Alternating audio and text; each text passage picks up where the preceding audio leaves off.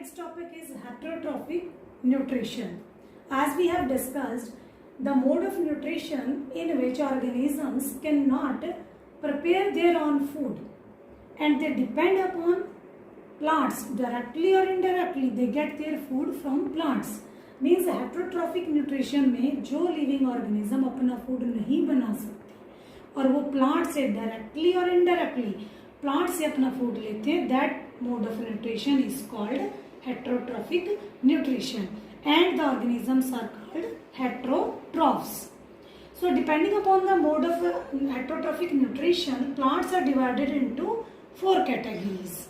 Plants को आगे 4 categories में divide किया depending upon their heterotrophic nutrition. So first is parasitic plants, then saprophytic plants, insectivorous plants and symbiotic plants. Let's discuss one by one. Parasitic plants. The parasitic plants are those plants which get their food from the living plants, and the plants on which these parasitic plants live are called host. उनको हम host बोलते हैं जिनके ऊपर ये parasitic plants wrapped होते हैं, उनकी body के ऊपर ही अपने आप को चारों तरफ उनके लपेट कर रखते हैं और वहीं से अपना food लेते हैं. And the example of parasitic plants are called Cuscuta and Mistletoe. Cuscuta को हम आकाश बेल भी बोलते हैं और अमर बेल भी बोलते हैं. During the rainy season you have seen, आपने देखा होगा जरूर कि कई बार प्लांट्स के ऊपर एक थ्रेड लाइक स्ट्रक्चर, थ्रेड की तरह का प्लांट एक पूरा रैप हुआ रहता है जो उस प्लांट से अपना फूड लेता है, दैट इज कस्कुटा. तो and same is mistletoe is also get food from the plant and these parasitic plants they affect the growth of host plant. जिस प्लांट से अपना फूड लेते हैं उस प्लांट की ग्रोथ को ये अफेक्ट करते हैं. Sometime when they grow in excess, कई बार एक्सेस में ये ग्रो कर जाते हैं and they definitely cause heavy damage to that host plant, और उस होस्ट प्लांट को काफी उसकी ग्रोथ के ऊपर काफी इफेक्ट पड़ता है. Second is saprophytic plants. Saprophytic plants don't have chlorophyll, इनके पास भी chlorophyll नहीं होता, so they cannot prepare their food, but they get their food from dead and decaying matter. गले सड़े पेड़ पौधों के पत्तों के ऊपर ये ग्रो करते हैं और वहीं से अपना फूड लेते हैं, so they are called saprophytic plants. And the example of saprophytic plants are mushroom. Fungi, mostly जो फंगी है that is mushroom is a fungi. And आपने इसको रेनी सीजन में for the growth of saprophytic plant, rainy season is a favourable season because उस season में क्या करता है, टेम्परेचर हाई होता है और ह्यूमिडिटी भी बहुत हाई होती है. So this is a favourable temperature, favourable weather for saprophytic plants. इसमें ये सबसे ज्यादा ग्रो करते हैं. एंड द मशरूम, आप मशरूम की सब्जी भी बनाते हो, but that the mushroom that grow on dead and decaying matter, that is not edible, वो खाने लायक नहीं होती, that is poisonous. और आपको अगर फंगी को ग्रो करने, आप घर पे भी ग्रो कर सकते हो. जैसे कई बार रेनी सीजन में तो मोस्टली घर में खाने के ऊपर फंगी अपने आप ग्रो हो जाती है. 1-2 दिन का खाना अगर गलती से बाहर रह जाए, कोई चपाती बाहर रह जाए तो उसके ऊपर ही अपने आप ग्रो कर जाती है. Next, insectivorous plants. Insectivorous plants are those plants which eat insects, जो insects को खाते हैं. But these plants have chlorophyll. They can make their food. इनके पास chlorophyll होता है and they can make their food. But these plants grow in that kind of soil which is deficient in nitrogen, जिसमें nitrogen की deficiency होती है, कमी होती है. So they fulfil their needs of nitrogen. अपनी नाइट्रोजन की डेफिशिएंसी को पूरा करने के लिए दे ईट इंसेक्ट्स. वो अपनी नाइट्रोजन की जो रिक्वायरमेंट है उसको फुलफिल करने के लिए वो इंसेक्ट्स को खाते हैं, बिकॉज उनकी जो सॉइल है उसमें नाइट्रोजन की डेफिशिएंसी होती है. And the examples of insectivorous plants are pitcher plant and Venus flytrap. Pitcher plant. Pitcher plant is a plant which is modified into a pitcher. एक ट्यूब लाइक स्ट्रक्चर की तरह इसका structure होता है, and in that pitcher, in that tube hairs are present which trap the insect, जो एक insect को पकड़ लेते हैं. When the insect sit on these plants, that insect stick to the plant and finally that goes inside it, and the digestive juice secreted by the cells of this plant digest that insect and fulfill the requirement of nitrogen.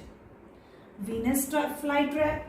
Venus flytrap. In Venus flytrap, leaves are modified into a trap. एक trap की तरह वो अपने आप को develop कर लेते हैं, मॉडिफाई कर लेते हैं. And as the insect sit on these plants, on the leaves of these plants, leaves closed, वो leaves को close कर लेता है, बंद कर लेता है, and in this way digest that insect. Next is symbiotic plants. Symbiotic plants are those plants which live in association with other and mutually benefiting each other. इसमें दो तरह के प्लांट्स एक दूसरे के साथ मिलकर रहते हैं और एक दूसरे की रिक्वायरमेंट को पूरा करते हैं, एक दूसरे को म्यूचुअली बेनिफिट देते हैं, and this kind of association is called symbiotic association और सिम्बायोसिस. फॉर एग्जाम्पल, आप इसको इस तरह से समझ सकते हो. सपोज आपकी मदर, दो बच्चे टिफिन लाए और एक की मदर टिफिन में सब्जी डालना भूल गए और दूसरे की मदर टिफिन में चपाती डालना भूल गए. जब उन्होंने टिफिन खोला और देखा कि एक में सब्जी नहीं है और एक में चपाती नहीं है, तो दोनों ने क्या किया, एक दूसरे के साथ अपनी चपाती और वेजिटेबल को शेयर किया. मीन्स दोनों ने उनको खाना मिल गया, एक ने सब्जी दूसरे को दे दी और दूसरे ने उसको चपाती दे दी, शेयर किया. That kind of association is called symbiotic association. And the examples of symbiotic plants are lichens. Lichens is an association. Lichens algae और fungi की association को हम बोलते हैं lichens, in which algae provide nutrients to the fungi and fungi provide water and minerals to the algae. In this way, they mutually benefited each other. Next, the next topic of this chapter is the replenishing the nutrients into the soil. As we know, all the plants grow into the soil, and these plants absorb the nutrients from the soil. All the crops, all the plants absorb nutrients from the soil, and all these plants and crops need some important nutrients like nitrogen, potassium, phosphorus, etc. So, and once these nutrients used up, अगर एक बार ये सारे के सारे nutrients used हो गए, then how the plants will grow. So it is necessary to replenish the nutrients into the soil. And if these nutrients replenished by natural way, it will take too much time.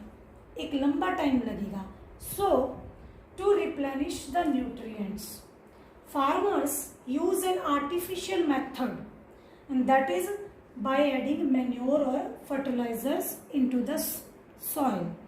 So farmers क्या करते हैं, manure और fertilizers add करके उन nutrients को दोबारा से add करते हैं soil में, which are necessary for the growth of plants.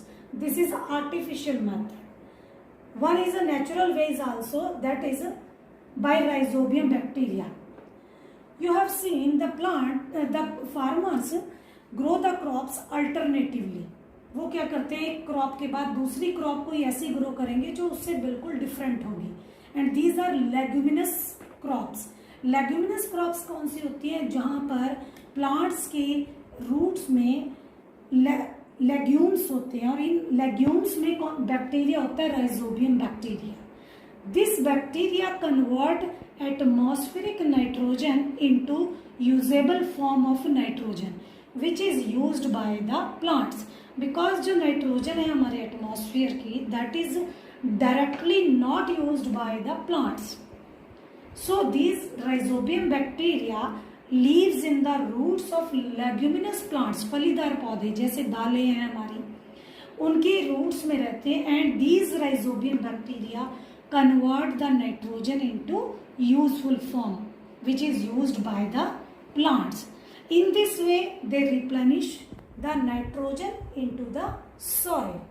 So it is very necessary to replenish all the nutrients into the soil for the growth of plants and crops.